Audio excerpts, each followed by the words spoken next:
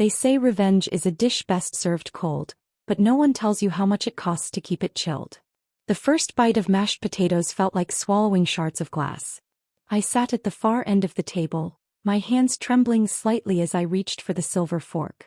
The laughter around me, sharp, cutting, cruel, wasn't meant for outsiders like me. Victoria's voice sliced through the air, dripping with venom. You know, Ellie, you've done nothing but sit there quietly since Charles passed. Don't you think it's time you moved on? Made yourself useful? Useless. That's what they thought of me. But as I stared down at my plate, something inside me shifted. It wasn't defiance, not yet, but the faintest spark of realization. Maybe being useless was exactly what I needed to be. Because sometimes silence speaks louder than words. And tonight, I decided, would be the last time they ever underestimated me. The dining room was a cathedral of polished mahogany and crystal chandeliers, its grandeur mocking the emptiness within me. I sat at the far end of the table, my hands trembling slightly as I reached for the silver fork. Victoria, my stepdaughter with her razor-sharp cheekbones and colder-than-frost demeanor, leaned back in her chair, swirling wine like it was a weapon she'd soon wield. Ellie, she said, her voice dripping with condescension, you know, you've done nothing but sit there quietly since Charles passed. Don't you think it's time you moved on? Made yourself useful? Her words fell like shards of shattered glass across the table, sharp enough to draw blood if they could. I stared at my plate, the mashed potatoes congealing under the weight of silence. My heart sank like a stone into deep water, heavy and unreachable. They didn't see me, the woman who had stood by Charles through his darkest days, who cooked meals when he forgot how to eat, who held his hand as life slipped away from him. To them, I was just a relic, an old widow clinging to scraps of dignity. As Richard chimed in with a snide comment about inheritance, I felt the walls close in. But instead of lashing out, I smiled faintly, letting their cruel laughter echo around me. It wasn't defiance, it was survival. Later that night, I retreated to the guest room, a small space tucked away at the edge of the house where no one would hear me cry. The bed creaked beneath my weight as I sat down, staring at the suitcase I'd packed earlier. I hadn't planned to leave, not yet, but every word spoken at dinner carved another layer off my soul. That's when I found it, an envelope tucked inside one of Charles's old journals. The paper smelled faintly of cedarwood, carrying whispers of a past I thought I knew. As I unfolded the letter, my breath caught. Charles's handwriting danced across the page, familiar yet distant. He spoke of secrets buried beneath our feet, secrets tied to a sprawling estate in England, secrets that explained why the Marlowes had always treated me like an outsider. My fingers traced the ink, trembling not from fear but from something else entirely. It was anger, simmering beneath years of quiet endurance. For decades I had been a shadow in this family, invisible and dismissed. But now, holding this letter, I realized I wasn't powerless anymore. The next morning, before dawn painted the sky, I slipped out of the house like smoke curling through cracks. The air bit at my cheeks, raw and unforgiving, but it matched the fire burning in my chest. At the train station, I clutched my suitcase tightly, feeling the weight of what I carried. Not just clothes and trinkets but pieces of myself I'd reclaimed. Each click of the wheels against the tracks echoed my resolve, steady and unyielding. The journey north felt like shedding skin. With each mile, I left behind fragments of the woman who had let herself be silenced, who had swallowed insults without protest. Outside the window, the world blurred into streaks of gray and white, like memories fading into nothingness. Yet clarity settled over me like sunlight breaking through storm clouds. I wasn't running away, I was stepping forward, toward truths long buried and justice long overdue. When I arrived in England, the ancestral Marlowe estate loomed before me like a ghost rising from the mist. Its stone walls were weathered, ivy crawling up them like veins pulsing with secrets. Inside, I met Arthur Pembroke, an elderly historian with eyes as sharp as flint and a voice that carried the gravitas of centuries. Over tea steeped too strong, he unraveled tales of stolen artifacts smuggled during the war, treasures hidden beneath layers of lies. Listening to him, I felt the ground shift beneath me. These weren't just objects. They were symbols of greed and betrayal, threads woven into the fabric of the Marlowe name. And here I was, standing at the edge of it all, armed with knowledge they never intended for me to possess. My mind raced like waves crashing against rocks, restless and relentless. If I could expose these secrets, I could tear apart the very foundation of their empire. Back in London, I met Beatrice Hartwell, a journalist whose pen was sharper than any blade. Sitting in a dimly lit cafe, we plotted like generals preparing for battle. Bea listened intently as I recounted everything, her expression shifting from disbelief to determination. Together we crafted a plan, a slow unraveling of the Marlowe's carefully constructed facade. Each phone call I made, each anonymous tip I sent, felt like planting seeds in barren soil. At first nothing seemed to grow.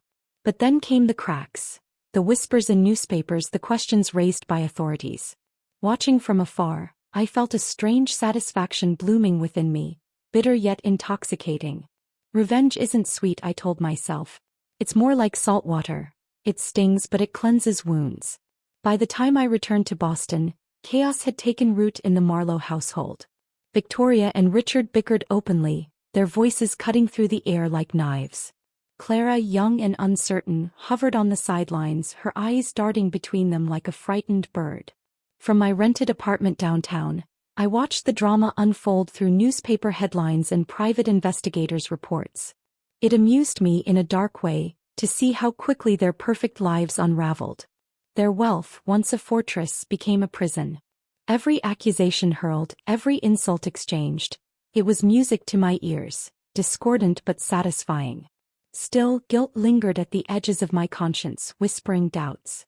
Was this truly justice or merely revenge dressed in finer clothes? I decided to confront Richard, not because I wanted reconciliation but because I needed to see the cracks in his armor up close. The cafe where we met was dimly lit, its corners shadowed like secrets waiting to be uncovered. He sat across from me, his tailored suit a poor disguise for the man beneath, desperate, crumbling, and cruel. "Ellie," he began, his tone laced with false concern, "you shouldn't have left like that. You're too old for this nonsense." His words hit me like hailstones, cold and sharp, but I didn't flinch. Instead I smiled, a brittle, fragile thing, and let him speak. As he rambled on about how I'd ruined their lives, something inside me snapped. It wasn't loud or dramatic. It was quiet, like the first crack in ice over a frozen lake. I thought of all the years I'd spent caring for Charles, only to be treated as disposable once he was gone. I thought of the nights I'd cried silently into my pillow, swallowing insults and indignities. And now here was Richard calling me the problem. My hands clenched under the table, nails digging into my palms. This wasn't just anger anymore. It was fury, white-hot and unrelenting. The next day I made my move. Through a series of carefully orchestrated steps, I froze their bank accounts, leaving them stranded without access to funds. It was almost poetic, watching Victoria scream into her phone while Richard paced like a caged animal. From my vantage point, a cozy corner in a library downtown, I followed the news online, sipping tea as their world unraveled. But it wasn't enough. Revenge is a hunger that grows the more you feed it. I sent another anonymous tip to the authorities, hinting at the artifacts hidden beneath their property. Each email I sent felt like lighting a match, watching the flames lick closer to their destruction. Yet even as satisfaction coursed through me, I couldn't ignore the emptiness gnawing at my core. Was I becoming what they accused me of being? Useless? Or worse, vindictive? Clara came to see me one evening, knocking softly on the door of my rented apartment. She looked so much younger than her 22 years, her eyes wide with guilt and uncertainty. "Grandma," she said, her voice trembling, "I'm sorry.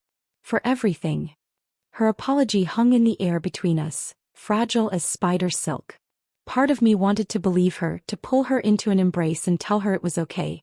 But I couldn't, not yet. Instead I turned away, pretending to busy myself with the kettle.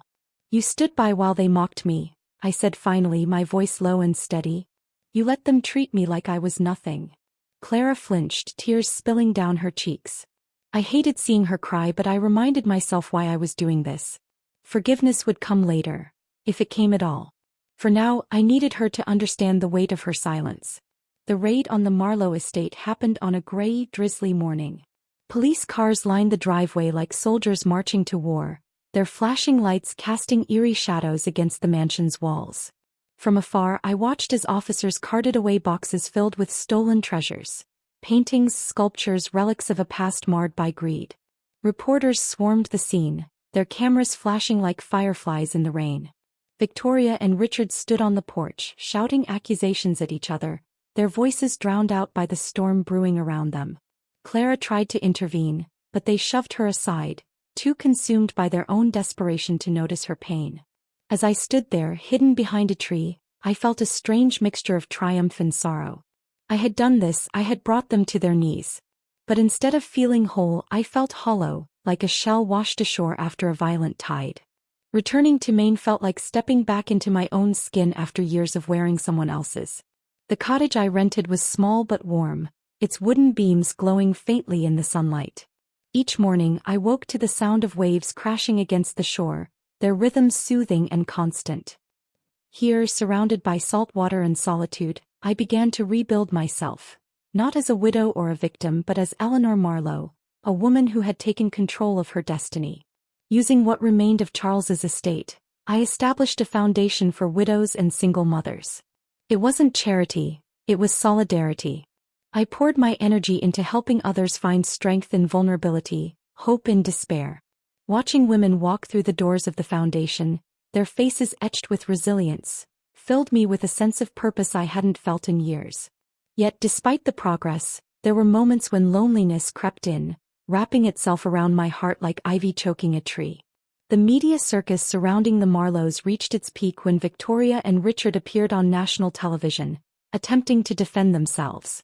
Their lies unraveled live on air, each word unraveling another thread of their dignity. Richard stuttered, his face flushed red, while Victoria glared at the camera like a trapped animal. The interviewer pressed harder, exposing inconsistencies in their stories until they collapsed under the weight of their own deceit. Watching them fall apart was both satisfying and heartbreaking. They had built their lives on lies and now those lies were consuming them. But as I switched off the TV, I realized something unsettling. Revenge hadn't healed me.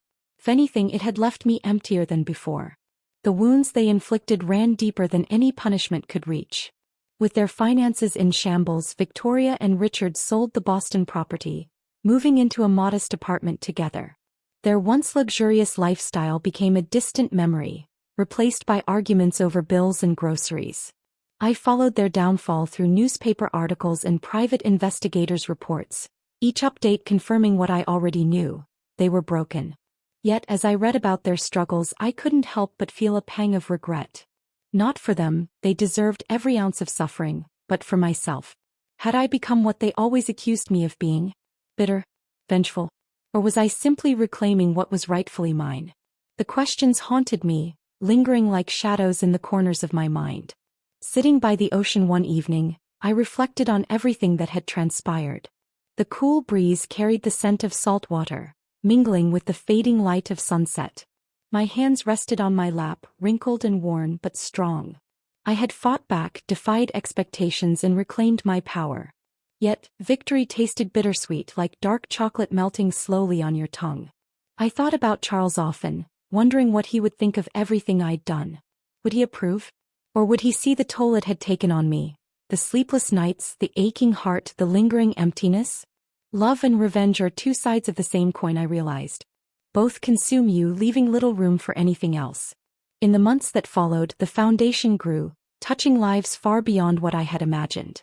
Women came to me with stories of loss and resilience, sharing their journeys with raw honesty.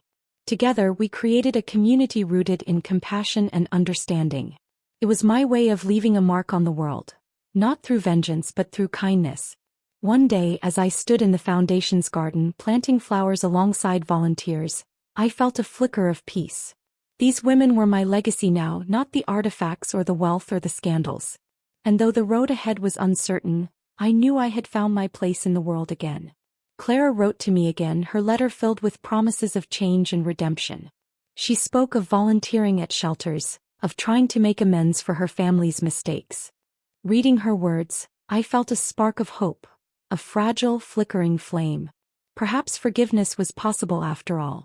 We agreed to meet at a park near my cottage, a neutral space where neither of us felt threatened. When she arrived, her arms laden with books and sketches, I saw glimpses of the girl she used to be, the one who loved sunsets and poetry and laughter. We talked for hours, cautiously navigating the chasm between us. By the end of our meeting, I realized something important. Forgiveness isn't forgetting, it's choosing to move forward, even when the scars remain. Winter arrived in Maine like an unwelcome guest, its icy fingers creeping into every corner of my cottage. The days grew shorter, the nights longer, and with them came a loneliness that no amount of busyness could dispel. Even surrounded by the women at the foundation, I felt untethered, as though I were floating adrift in a vast ocean without an anchor. My victories, freezing accounts, exposing secrets, dismantling their empire, felt hollow now like echoes bouncing off empty walls. I spent hours staring out the window at the gray waves crashing against the shore. They reminded me of myself, restless, relentless, yet ultimately aimless. Revenge had given me purpose once, but now it left me stranded, unsure of who I was outside of it. At night, I dreamed of Charles, his voice soft and questioning. "Was it worth it, Ellie?" he would ask, his eyes searching mine for answers I didn't have. When I woke, tears stained my pillow and the question lingered unanswered like a ghost haunting my thoughts. The first sign something was wrong came on a cold February morning. I woke to find my chest tight, my breath shallow, as though invisible hands were squeezing my heart. The doctor's words were clinical but final. Congestive heart failure. "It's not curable," she said gently, "but we can manage it." Manage it. As if my life were just another task to check off a list. Sitting in the sterile examination room, I felt time slip through my fingers like sand. How many days did I have left? Weeks? Months? Years? The uncertainty weighed heavily on me, pressing down until it was hard to breathe. Yet strangely, there was also clarity, a sense that my time was limited and I needed to make peace with the choices I'd made. But how could I reconcile the woman I had been with the woman I had become? Was I still Eleanor Marlowe, or had revenge transformed me into someone unrecognizable? In the quiet moments between appointments and meetings, I began to reflect on my journey. Revenge had consumed me, driving me to expose secrets and destroy lives. But at what cost? The Marlowes were ruined, yes, but so was I. Their cruelty had shaped me, twisted me, until I became a mirror image of the people I despised. Each victory I celebrated now felt like another brick in a prison I had built around myself. Clara visited more often now, her presence a balm to my weary soul. She brought books and tea, stories and laughter, filling the silence with warmth. Yet even as I cherished these moments, guilt gnawed at me. Had I pushed her away too soon? Could I have forgiven her earlier, before illness took hold of me? The questions swirled endlessly, leaving me dizzy and drained. Love is a fragile thing, I realized. It requires patience and grace, qualities I had abandoned in my quest for vengeance. One afternoon, Clara found me sitting by the fire, clutching an old photograph of Charles and me. Her eyes softened as she knelt beside me, taking my hand in hers. "Tell me about him," she whispered, her voice barely audible over the crackling flames. And so I did. I told her about the man who had loved me fiercely, who had believed in me when no one else did. I told her about the sacrifices we made for each other, the joy and pain of a life shared. As I spoke, I saw Clara's understanding deepen. She wasn't just hearing stories, she was seeing me, the real me, not the bitter widow bent on revenge. For the first time in years, I allowed myself to be vulnerable, to let someone see the cracks in my armor. It was terrifying but also liberating. Forgiveness, I realized, wasn't just for others, it was for me too. On what I knew might be my last day, I wrote letters. To Clara, to the women at the foundation, to Charles. To Clara, I left instructions for running the foundation along with a plea to live a life free of bitterness. "Forgiveness is freedom," I wrote, my hand trembling as I formed the words. "Don't let anger chain you the way it chained me." When Clara arrived later that evening, I handed her the letters, along with a small wooden box containing Charles's journal and the letter that started it all. "This is yours now," I said softly, my voice barely above a whisper. Tears streamed down her face as she hugged me tightly, promising to honor my legacy. As she left, I watched her walk down the path, her silhouette framed by the setting sun. A strange calm settled over me then, like the first snowfall blanketing the earth. Whatever happened next, I had done what I could to set things right. My funeral was held on a crisp spring morning, the kind where the air smells faintly of blooming flowers and new beginnings. Strangers filled the small chapel, women whose lives I had touched through the foundation. Some cried openly, others sat quietly clutching tissues. Clara stood at the front, reading aloud from the letter I had written to her. Her voice wavered, but she pressed on, determined to share my final words with the world. Afterward, they scattered my ashes near the ocean, the place where I had found solace during my darkest days. The wind carried them away, mingling with the salt water and sunlight. As the waves lapped at the shore, I imagined myself becoming part of something larger, eternal. My body may have been gone, but my spirit remained, in the foundation, in Clara, in the lives I had touched. Weeks later, Clara discovered something shocking while going through the contents of the wooden box. Hidden within Charles's journal was a confession. He had orchestrated the smuggling scheme himself, using connections forged during his academic career. The artifacts buried beneath the Marlowe estate weren't just stolen treasures. They were evidence of crimes Charles had committed. Clara reeled from the revelation, torn between anger and grief. Why hadn't I told her? Did I know all along? Or had I pursued revenge not just for justice, but to punish Charles as well? The truth was complicated, messy, like tangled roots beneath the surface. But one thing was clear. My actions had been driven by more than just hatred for the Marlowes. They had been fueled by a deeper pain, one I hadn't fully understood even at the end. Standing alone by the ocean, Clara held the journal in trembling hands. The sun dipped below the horizon, painting the sky in hues of orange and pink. She whispered my name, her voice carried away by the wind. "I forgive you," she said finally, tears streaming down her cheeks. As the waves crashed against the rocks, I thought about the lessons I had learned, and the ones I had failed to grasp. Revenge may offer fleeting satisfaction, but true peace comes from letting go of anger and embracing love, even when it feels impossible. Life is too short to waste on bitterness. And forgiveness isn't weakness, it's strength, the kind that heals wounds and mends broken hearts. The story ends with Clara scattering the remaining pages of Charles's journal into the sea, watching as they drift away like leaves on a river. The past is gone, but the future remains, an open canvas waiting to be painted.